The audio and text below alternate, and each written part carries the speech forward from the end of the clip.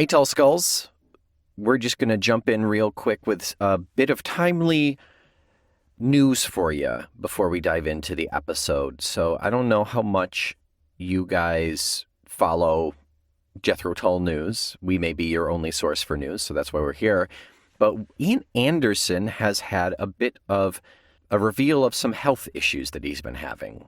That's right, and as it is our primary duty to talk Tull to you, there is every reason why we should chat about this. So, in an interview with Dan Rather, Ian Anderson revealed, quote, "I'm going to tell you something I've never told anybody in public before. Since it's you, I will take this moment to say I am suffering from an incurable lung disease with which I was diagnosed a couple of years back."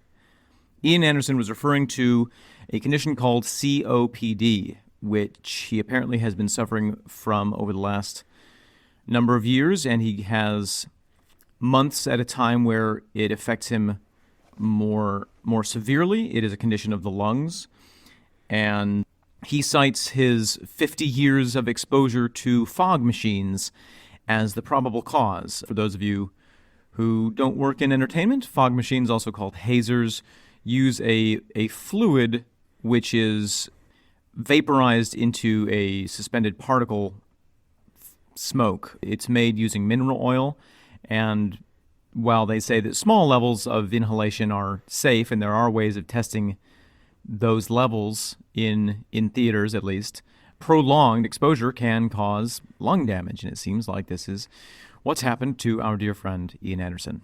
Yeah, when you tour as much as he does every single year for the last 50 years, that adds up.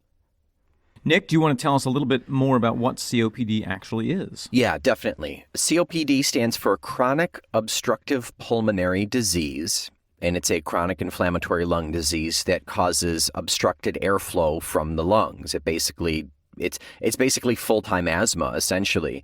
It includes breathing difficulty, cough, mucus production, and wheezing. And it's typically caused by, again, long-term exposure to irritating gases or particulate matter. Right. Most often, you're going to see it from people who, particularly from 2 generations ago, when OSHA wasn't really around and hounding things, like construction workers who have been breathing in silica dust or heavy smokers, things like that. Yes. So people with COPD, they have an increased risk of developing heart disease, lung cancer, and a variety of other conditions. And Ian has said that he regularly struggles with bronchitis because of this. And I believe he has said in the past that he also has asthma. So kind of all of these things mixed together, it's the perfect example of how this stuff can escalate very quickly.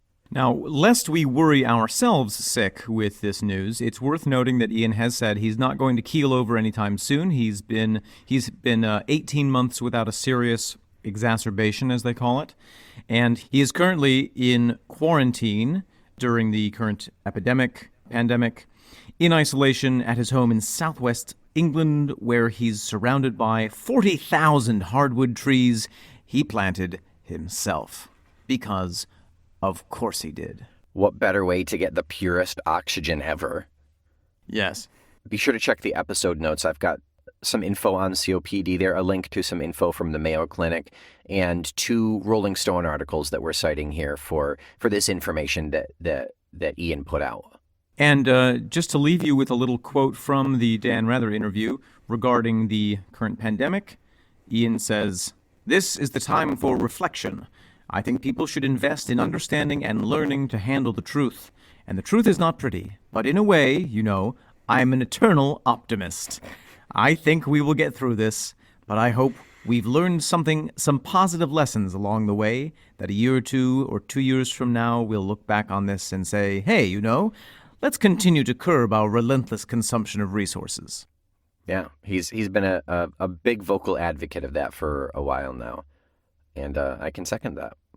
So, Mr. Anderson, thank you for your honesty with your condition. We wish you all the health. Mm-hmm. Yep, it's not a death sentence. He may actually have to stop performing, though. He's 72 now.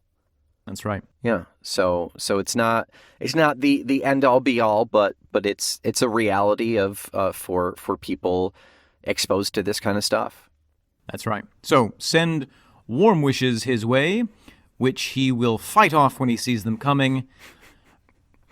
But if you're persistent enough, he'll get some tired. exercise. That's right. And without further ado, Nick, let us move on to our regularly scheduled programming.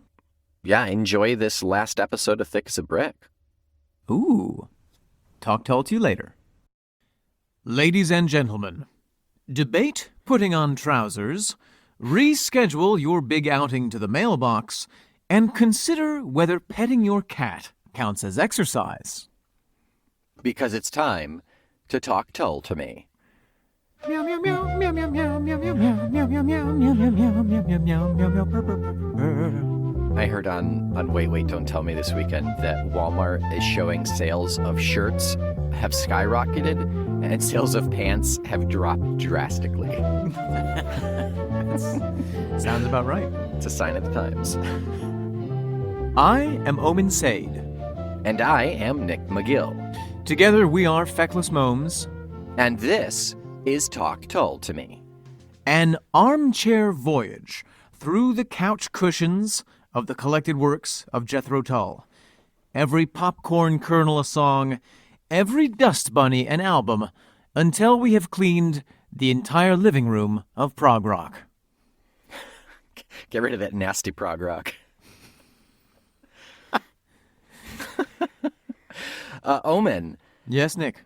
It is a pretty big week this week, isn't it? That's right. Every voyage must come to an end, and thusly, the mini voyage that we've been on through the album of Thick as a Brick is now reaching the other side of the ocean today. We're pulling back into port, That's and right. the best part about a voyage ending is it provides a new opportunity for another voyage. Oh, I thought you were going to somewhere say to go to the bar. I mean, if it's a good enough ship, it'll have alcohol on it, right? That's true. So, Nick, without any further ado, why don't we haul the sheets and drop the anchor in this last little bit of Thick as a Brick? I think we ought to. This is the final 3 minutes off of side B. It is the last 3 minutes of the entire album. It is simply known as the Childhood Heroes reprise. Let's have a listen. Let's have a listen.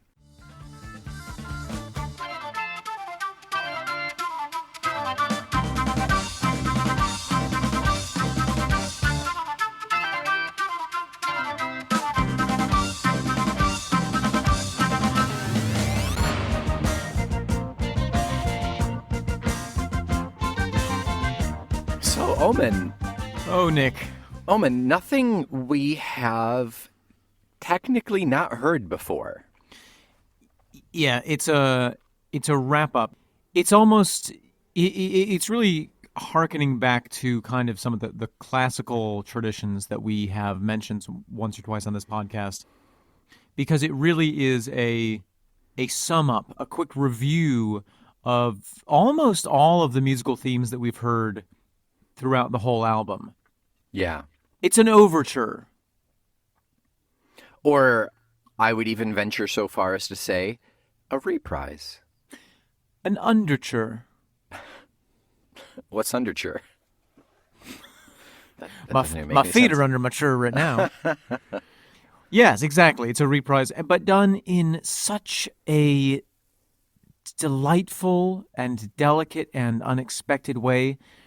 Of course, we have the flute and the organ volleying that theme back and forth in the first little bit there, and then it drops into the 4/4 march, which has taken on a new sense of victory, maybe just because of the emotional state of the listener, because we've now gotten all the way to the end of the album.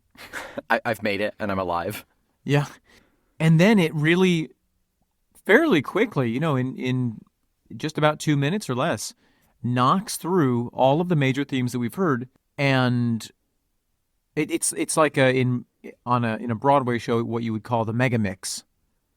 Like Okay. at the end of Joseph and the Amazing Technicolor Dreamcoat, one of the musicals that I have seen. There's the I wasn't expecting that as to be the descriptor for for that musical. it truly is a musical written by Andrew Lloyd Webber. It truly is a musical that I have seen. Yeah. But there's a tradition of this within music. But this is just such a great example of it. And there are some really beautiful moments. That moment when we have the D. Palmer strings Oh my gorgeously goodness. arranged. Oh my Ba-da-dum, goodness. ba-da-dum, And ba-da-dum. they come in between those. Yeah. Ba-da-ba.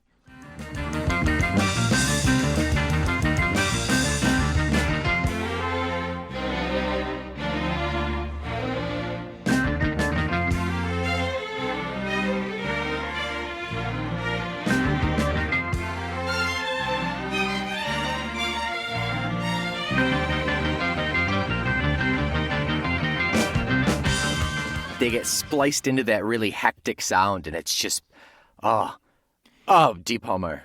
In Deep such a way that you might say that it's arbitrary, but it's totally not. It plays with your emotions like an old fisherman plays with a cod. Like an old fisherman plays with my emotions. Yeah, Captain Danny, won't you ever call? it's been so long.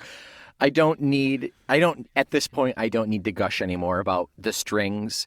But yeah, it really, if it just chugged through with that really fast pace, you'd be missing something. There wouldn't be that light, that flowing airiness is a note back to earlier in the album itself. Mm-hmm.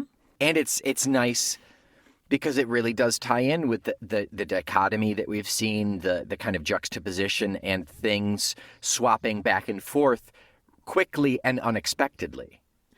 Yes, exactly. You know what, Nick? I'm surprised that Thick as a Brick hasn't been turned into a musical. I was thinking about that the other day. I don't remember what inspired it, but I mean, they turned Tommy into a musical. Sure. They haven't turned any Zeppelin into a musical, but there have been rock musicals in the past. So it's Yeah. it's certainly Rock not of unheard Ages. of. Bob Dylan has a musical. Yep. Yeah, Rock of Ages is just like a collective though, right? It's That's true. yeah. But We Will Rock You is all the music of Queen. Yeah, I think Mamma Mia. what's the story here though? Well, that's for the musical writers. Maybe that's why it hasn't been written, you know? What's the plot of Mamma Mia? It doesn't have a plot. I couldn't tell you. No, I could actually tell you, and I'm not proud of it. In general, they basically hammer square songs into the round square peg songs into the round holes of plot device, basically. That's a good way of describing it, yeah. Yeah. So, Nick, the other fun thing that we have are some of Ian Anderson's classic vocalizations. My second favorite thing that he does, which is at the very end, the last line, and your wise men don't know how it feels to be thick as a brick. He does that little chuckle. Oh, that little snarky laugh. Yep. To be thick as a brick. It's so delightful. It's perfect. It's such a great way to end this song. What is your first? My first favorite thing that Ian Anderson does is in this last Is section. when he tickles the back of my knees. Is when oh my goodness. I Is when don't even know he what that makes he makes the sound similar to what happens if you step accidentally on the tail of a cat. He sort of goes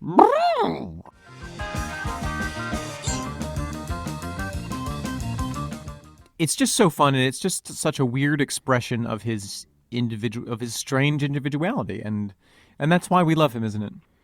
It really makes the narrator, the singer, whatever you want to call it, the person presenting the song, it really gives them a human side. Which is funny because it's such an inhuman noise. Oh, I thought you were talking about the laugh. Oh, yeah, that too. No, that does, yes. I was referring to the weird chirp noise that he makes. Yeah. And Nick, this might be the Labatt Blue talking, but I just adore. I really want to drive a truck right now. I just adore the strings in this last section. I really think that's some of Wait a Dee's second. best work. Wait a second. I have gushed about Dee's strings for months on end at this point, and I have not had a drop of Labatt Blue in my system You know what they say? in my entire life. Dem flutes, these strings. I'm not sure who says that, but they should reconsider. I just think that it is so delicate that it is effervescent. Yeah, it's a lot like what you mentioned last episode in terms of the loud end of the spectrum being so powerful because there are really soft, sweet sides as well that get built up between the really slow parts, and then Barrymore comes in with the timpani and just really rocks the hell out of it. I think that's the right. same thing here, but it's more concentrated even because it's so fast. Yeah, and so exactly. powerful. And those strings are just, it's not just soft, quiet playing. It's the beauty of Dee's strings. I love these strings. I love that flute. I love them drums.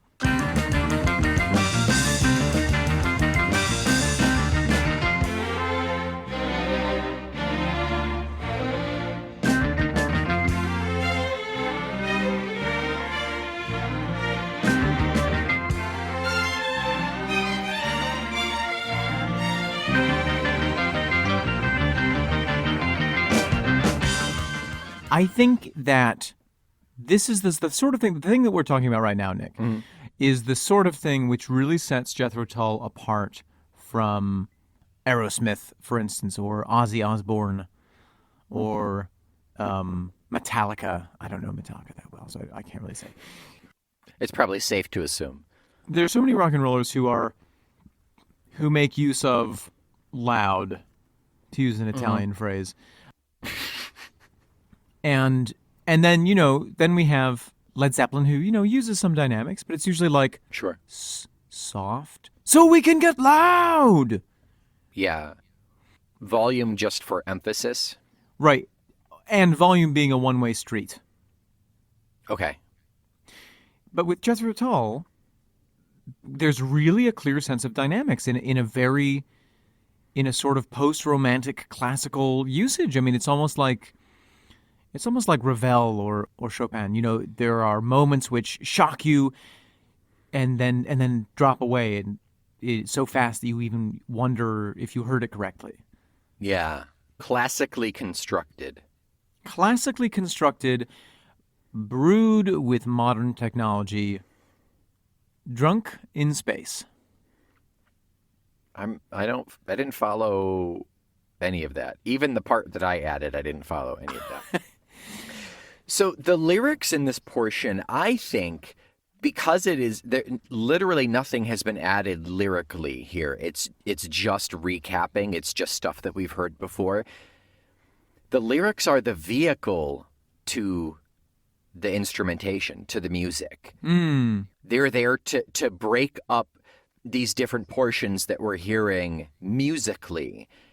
If we were to hear the last 3 minutes of this album as just instrumental, I don't think it would be nearly as effective, even though the lyrics don't add anything. Does that make sense? It does, and yet, he could have chosen any lyrics to end with, but he chooses these. So I feel like it is significant. It's not just completely arbitrary. Okay, fair enough. And especially the very last lines. That, yeah, definitely. So you ride yourself over the fields, and you make all your animal deals, and your wise men don't know how it feels to be thick as a brick. Why has Mr. Anderson chosen that section to end with, do you think? I think that it's a little more than just a reprise. I mean, thematically and musically, yes, it's a reprise, but in terms of, like you said, choosing these lyrics for a specific reason, I think despite the fact that in the last episode, that last track, everything kind of culminated and we had our Ian Ex Machina to solve the problem, as it were. Right. Despite all that having happened, we still end up back here where people are still going to worship the childhood heroes. People are still going to look to their local government, look to the sportsmen and Biggles. Yeah. The sort of childhood fantasies.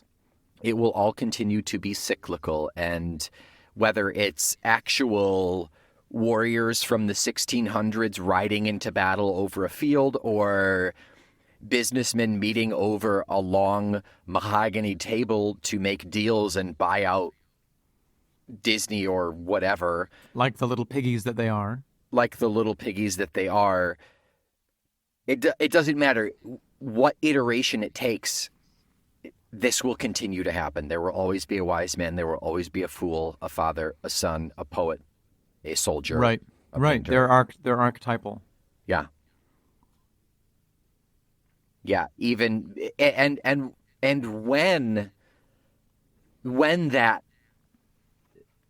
going back to last week's episode, when that culmination ends, when you meet the end of the circle, you start again. And that's what this track is we're starting right from the beginning, because these are some of the earliest lyrics that we saw. That's right. As well.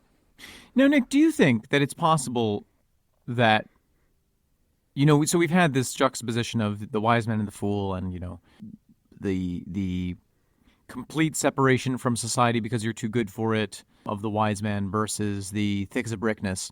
But also, do you think that this whole journey that we've been on, to a certain extent, is about the experience of life itself and how the only way to appreciate what life is to go through it and to make all these mistakes and to be inadvisably involved with all of it, to be, as it were, thick as a brick? Is that perhaps the message of this final line, that if you consider yourself so above it or so wise, you won't know how it feels to be thick as a brick, to be alive? Is the condition of life itself being thick as a brick? Truly being alive is dependent upon ignorance? Or mistakes, at least. Sure, learning from that, yeah. Or experiencing it. That is you're getting dangerously positive for an Ian Anderson piece. Yeah. But I like it. I don't hate it. I feel like that adds a lot more value than if we were just to say, oh, and we're starting over again, and this is just a recap of everything. This is the closing paragraph of Ian Anderson's doctoral thesis that is thick as a brick. Yeah. I of think course, adding that meaning to it adds a lot more value to the piece overall. But of course, it's possible that we're falling into the trap laid for us by Ian Anderson, which is that the album is, of course, completely bereft of meaning. And the joke of it all is to make people sit around in their sound booths and philosophize about what it all means, when in fact it doesn't mean anything. I think in this case, I think you're right. I think you're absolutely right. I think this is the Talk Tall to Me equivalent of Schrodinger's cat. It's Anderson's brick. That if we think about it as being deep, it will be deep.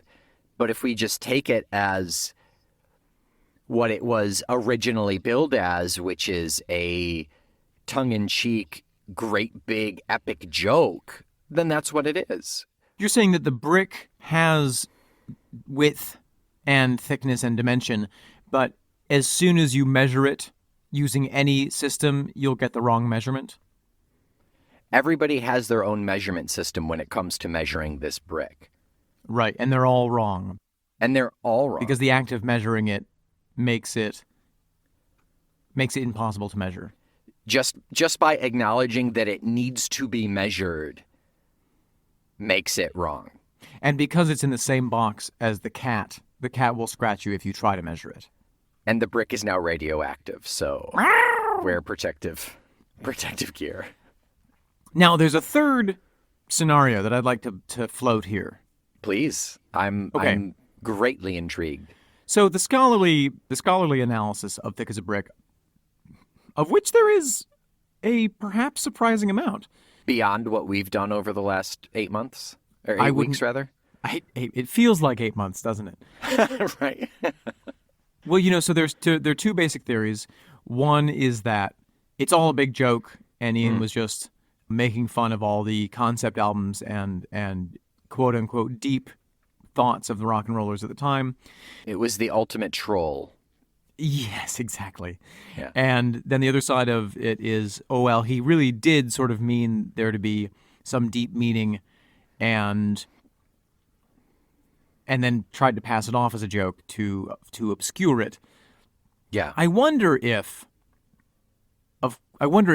the answer is that both of those things are true and perhaps neither of them are true, in the sense that Ian Anderson is such an intelligent person and so nuanced in his usage of language and his composition of thoughts that him sitting down to kind of free write a bunch of nonsense actually turned on a part of his brain that was dealing with profound thought. And so he wrote what he intended to be a massive joke, but accidentally revealed sort of a lot of fascinating philosophical concepts. He subconsciously made it much more layered than he intended because he, as Ian Anderson, physically could not write drivel. Like his body rejected the. I kind of like that theory. I don't. He sat hate down that. in the hotel and he was like, "I'm going to write something that doesn't make any sense at all," and then he blacked out. And he woke up 6 hours later with this amazing writing. For miles around, a bright light was coming from the Holiday Inn in Baltimore. Every scrap of toilet paper had text on it. He wrote all over the walls. Every bed sheet was covered right. in pen. Yep. Yeah, he got a bill for 60 prime rib steaks from room service because he ate a lot of steaks. That's what I'm saying, Nick. And when it comes to like rock and roll celebrities trashing hotel rooms, a lot worse has been done. So, I mean, yeah, he actually cleaned his room. yeah, he pulled all the wallpaper off because he needed it. That's right. That's where That's the right. original lyrics came from. Yeah. I mean, who knows? I think Yeah. the wonderful thing about Jethro Tull and Ian Anderson, and the reason that we wanted to start this podcast, you and I, Nick, besides that it gave us a reason to hang out, is because it really, it's also enigmatic. I mean, there are songs and pieces of the work that are more accessible, but I think that what draws a lot of people to this work is that you can think in circles around it for days and days and days, and never really uncover what is the mysterious kernel at the center. That's the thing about Tull, and honestly, probably about a lot of other bands too. If this was Chat Carbon Leaf to me, or Mumble Murder by Death to me, or any of those, and anything else that you want to talk about, Laugh Ludo to me, all fantastic bands, by the way. Everybody look them up. Never heard of any of them. You're all the less cultured for it. There you go. Oh. Unless we're talking about like Locomotive Breath or something, where he's come out and blatantly said, this is what this song is about, this is the meaning. Yeah. etc. All of Tull, or 99% of the catalog of Tull, is really speculative, especially this earlier stuff when it's really poetic and it's really, a lot of it's enigmatic even. Yeah. But it just so happens that this is that shining gem in the treasure pile that keeps catching our eye because of the mystery behind it, because of the fact that it is that great big piece. This meaning Thick as a Brick? Yes. Yeah. Yeah. Thick as a Brick Yeah. as a whole, because it is all one song. It is written to be the mother of all concept albums, et cetera, et cetera. Those additional aspects make it that much more intriguing to try to decipher. And Yeah. I think And Ian played with that. Ian knew that right from Yeah. the start, and he knew he could play with that. He knew he could take advantage of that. 40 years ago, he knew that you and I were going to be talking about this. Yikes. Yeah, he is prescient. You know, there are literal scholars who write about the work of Bob Dylan because he's such a Sure. such a poet. And I think that I would like to start a petition that every university begin a Jethro Tull department. I mean, we can start with one university, right? I mean, we don't have to go. Fine. It's not Cambridge, all or nothing. I'm talking to you. Please start a Is there one Start a in Jethro Tull department? Scotland? That would be good. That would be a good place only for in it, I think. only in Dunfermline. Dunfermline. Dunfermline. Do you know I don't know where the Dunfermline? emphasis goes. Yeah. In Wales, I think. It's all the way over there. Yeah. So, Omen, I think that's a good wrap up for this track as an individual piece. Yes. Let's I think more than any other album, I think this warrants kind of a recap, an assessment, because it is all meant to be taken as a single unit. Yes. You know what I'm reminded of suddenly, Nick? When in 7th grade you lit a bale of hay on fire and lost both of your eyebrows? I told you that story in confidence, and I'm so sorry. I will we'll not. talk be about it edit- later. I will not be editing this out. It reminds me a little bit of the works of your friend and mine, Ovid, the Roman poet, because he sort of also wrote the Metamorphoses a bit as a joke. He starts off by saying, "I sat down to write an epic poem with this certain meter, with 3 feet," because that's how they measured their epic poems. Epic poetry was written in a certain format. Okay. And he goes on to say, "But as I wrote, Cupid came down with dagger drawn and chopped off part of my second line, making it changing the meter and changing it into the meter used for romantic and humor poetry." Interesting. Okay. So that's how he starts, and then he goes and writes basically the history of the entire world. He rewrites the Aeneid and the Odyssey, I think. Yeah, the Odyssey and the Aeneid, but all from this sort of humoristic, romantic, sexualized perspective. And the whole thing is very much poking fun at everything that's come before him, at civilization and existence itself. And yet he brings new meaning to it all. He also has the writing style where one story will lead into another, will lead into another, will lead into another, so it's very difficult to separate them out. And that's a little bit what I'm feeling from Thick as a Brick as a whole, that Ian Anderson, wink, wink, nudge, nudge, sat down to write this massive concept album. Right. Oops, but it ends up as a big... ended up with Thick as a Brick instead, essentially. Right, but like Ovid, Ovid's like, oh yeah, I just sort of tossed this thing off, and now, for thousands of years, people are going to study that work as one of the great pieces of literature. I think that Ian Anderson sort of, whoopsie daisies, accidentally, created this incredible rock album that's going to be in the public consciousness for eons to come, for eons to come.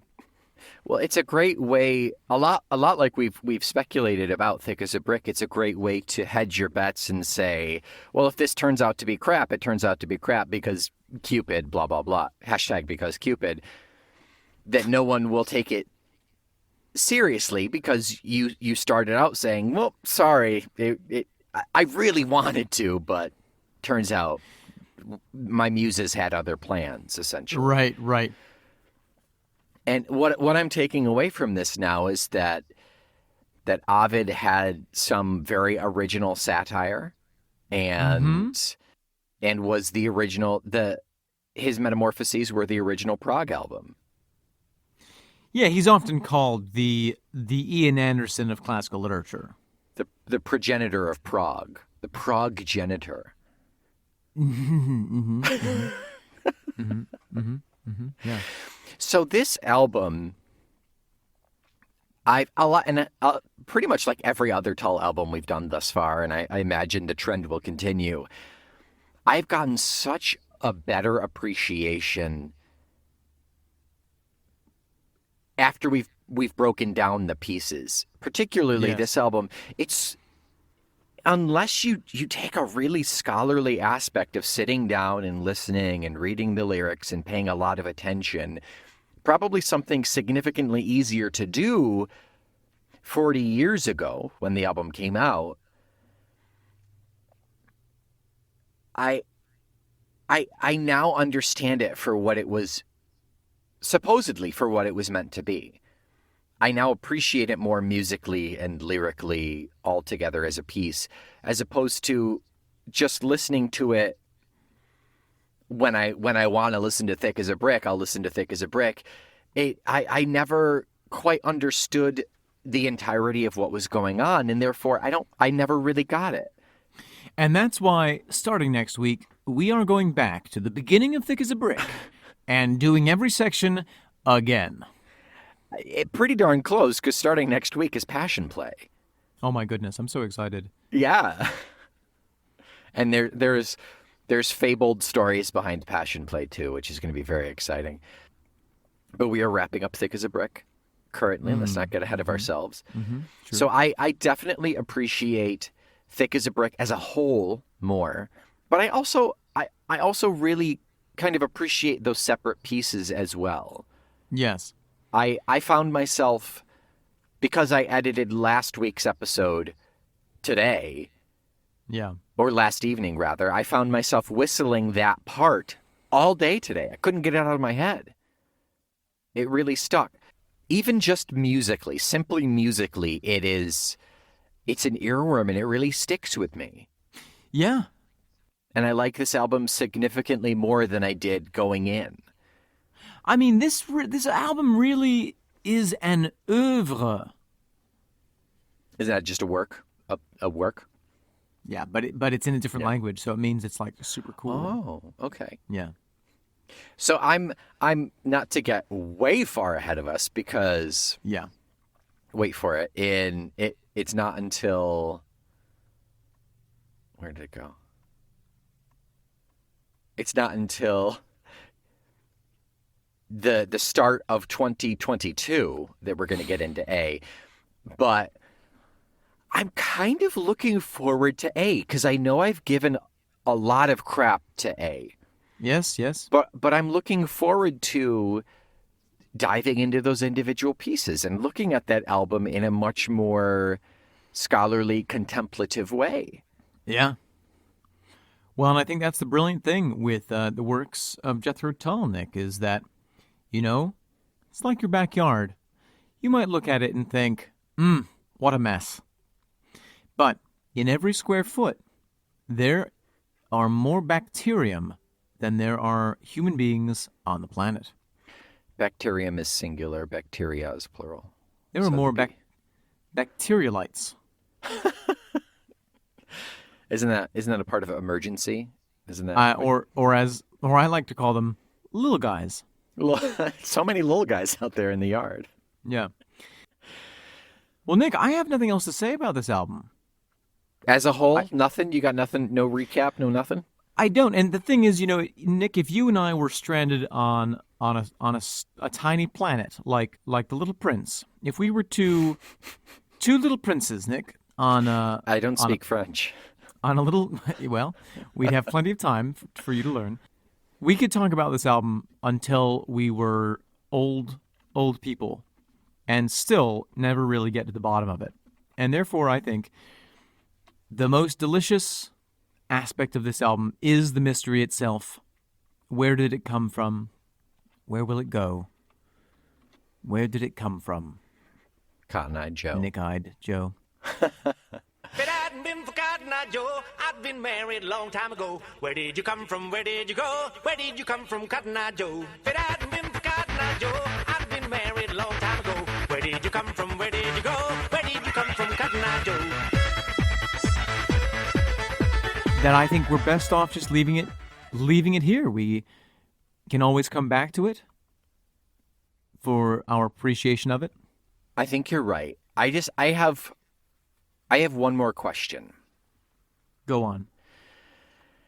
Do you think that the creation of this album, for lack of a better term, did something, like flipped a switch or was some sort of a monumental moment for Ian Anderson / Jethro Tull? Did this release the water of the dam of creativity and really branching out there in terms of unique sound for Tull? I would say that the big thing that the creation of this album did for Tull was to stretch their boundaries as musicians, both in terms of technique and composition. Mm-hmm. I don't think that the individual sounds that we've heard from this album are that much of a quantum leap ahead of anything else that we've heard. We've sort of heard elements of it in various songs past. Sure. But I think that the process of learning, composing, creating, and learning a piece of music, a single piece of music that is 45 minutes long, and being able to play that live in concert, which they did sometimes. Yeah. A little bit. They never played the whole thing a whole lot. I don't think that tour lasted all that long before they changed it up. But I think that the effort of doing that broadened their horizons as a band and made them as musicians realize that they had capabilities that they weren't previously aware of. Yeah. That is my answer to your question. I think Thick as a Brick is kind of a touchstone for Tull to really branch out and become more Tull. I think if they hadn't tried this pretty massive undertaking, I don't think we would have had something like Songs from the Wood or even War Child, I think it removed for them all the perceptions of boundaries. Of having to fit in to a certain sound. Or of what they could do as a group. Yeah, I think we ought to be really grateful for Thick as a Brick, and I certainly am. I am as well. Nick, one question for you. Yes. If Thick as a Brick was a sausage, what type of a sausage would it be? Oh, gosh. You have 30 seconds.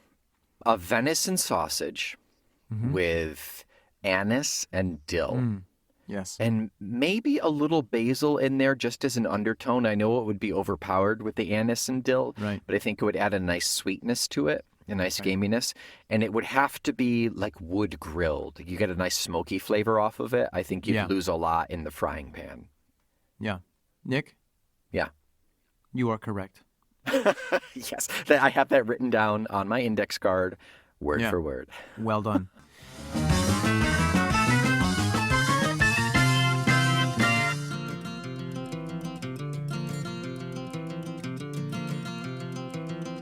So you ride yourselves over the fields and you make all your animal deals, and your wise men don't know how it feels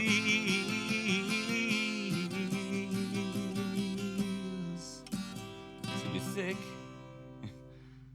as a brick. So, next week, Nick, what are we getting into? Omen, next week we have the first of 5 individual tracks that we have set out for a Passion Play. It is the Great. first 9 minutes of Passion Play. Ooh, boy. It is broken out into a track referred to as Ronnie Pilgrim's Funeral, A Winter's Morning in the Cemetery. Great. Yeah, I'm well, excited. I can't wait. I'm excited to get into another big concept album from Jethro Tull. I'm going to reprise my usual plea from the previous weeks and ask you to give us a review and 5 stars if you don't mind. It would help us get higher on the British and American and whatever country you're from charts, and more people will hear about us. Maybe we'll spread the love that is Jethro Tull for a new age. People got nothing else to do. They need to find new podcasts. And everybody is now, as if there weren't a glut of podcasts prior to the COVID-19 thing, now everybody's making podcasts. Yes. So you got to get us out there so other people can learn about us. Because we're super right. niche, but we're fun. We're a good time. Yeah. Mm-hmm. So thank you again for listening to us. And while you wait for us next week, go back and listen to the rest of the catalog, again, just for giggles. And I am Nick McGill. I am still Omen Sade. We are Feckless Momes. And this is Talk Tull to Me.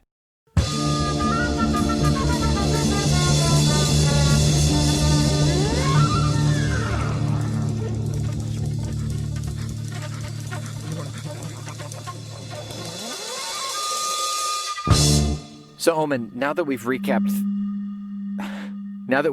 Thick as a Brick, I think we should probably recap other things in our lives.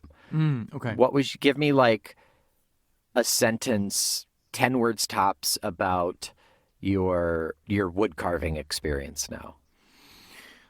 Things I do in the evening That's one word. You don't have to break it up by syllable. while I drink. Okay. Tell me about feeding your child. 10 words or less. He eats surprisingly well for a 3-year-old.